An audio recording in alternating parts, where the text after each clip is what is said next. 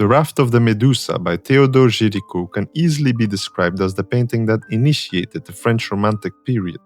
In 1816, a French ship called the Méduse ran aground off the coast of West Africa. With too few lifeboats, the captain ordered 147 people onto a makeshift raft and then cut the ropes, abandoning them at sea. What followed was nearly 2 weeks of starvation, madness, murder, and in the end, even cannibalism. Only 15 people survived long enough to be rescued, and their testimonies caused a national scandal.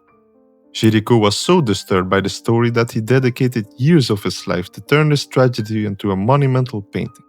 He interviewed survivors, studied corpses in morgues, and even built a full-scale wooden raft in his studio to capture every detail accurately.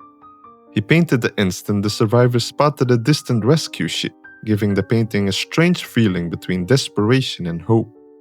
Géricault filled the canvas with bodies collapsing into death and desperate survivors rising toward hope on the right.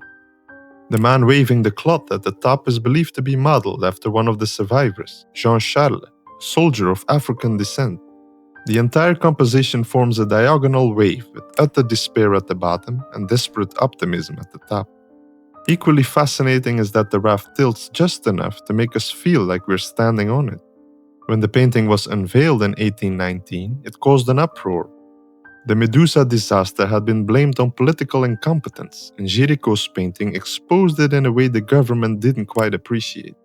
The painting is over life-sized as it stretches over 7 meters or 23 feet wide, overwhelming anyone who stands in front of it. Géricault's successor, Eugène Delacroix, posed as a young artist for this work, as he is one of the dying men facing down in the foreground. The Raft of the Medusa was acquired by the Louvre shortly after Géricault's passing at the young age of 32, and it remains an overwhelming sight to behold today.